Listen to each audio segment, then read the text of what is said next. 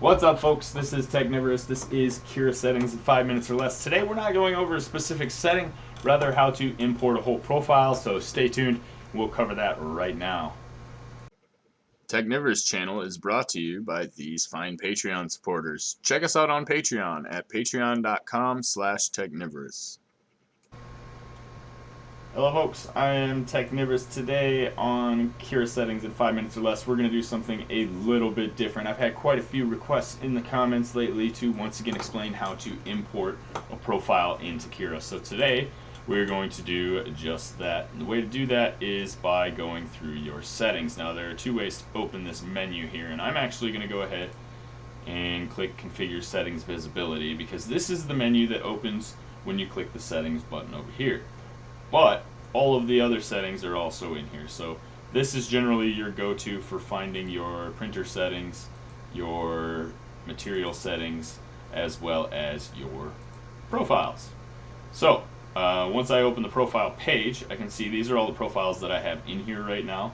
And if I'd like to add a profile that, say, I've downloaded off the internet, or if you've gotten mine from my GitHub page, all you need to do is simply click this import button and then direct it to the place where that file is placed. Now I have a whole folder full of profiles for not just Cura, but Prusa Slicer and Simp 3D as well.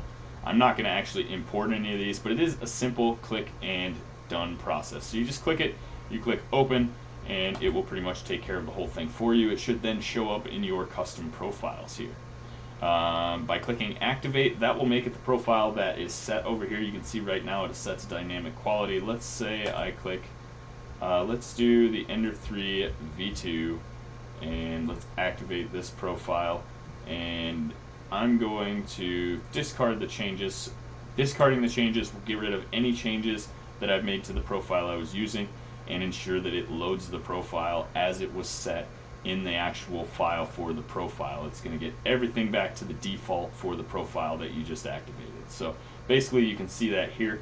It's changed my layer height back to 0.16, changed the build plate temperature, it's changed a couple of things. So we can go ahead and close this now. You can see I have the profile selectable up here, and now I can go in and pick any one of these ones that I want to use, and I can also activate it by clicking on it there. So pretty simple, straightforward, quick and easy Cura tutorial on how to import profiles. If you'd like to get a hold of my profile for, say, the Ender 3 or the Ender 3 V2 or several of the other ones I have up there, I will leave a link to my Cura profiles down below.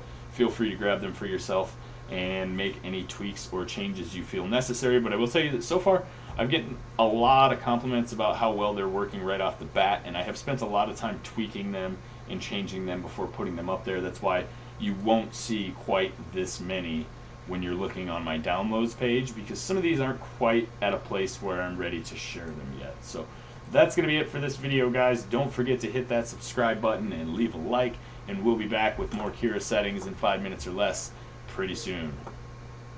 Well, that's it, guys. That's going to wrap up this video. If you've noticed a shirt, the merch is available. Go ahead and check out the Teespring merch link down below. It won't be available on a channel store until I reach 10,000 subscribers, and so far I am just about to hit 5,000. So it'll be a little while, a couple more months before you see this on the actual channel, but they are available now. I have a couple other designs. Feel free to pop over there and check them out, and know that any purchase through the Teespring site definitely helps to promote our site here and increase the channel's ability to make videos in the future. So we appreciate all your support. Don't forget to check out the Teespring link, check out our Patreon link, leave a like on this video, and hit that subscribe button because we have a lot more coming at you in the coming days.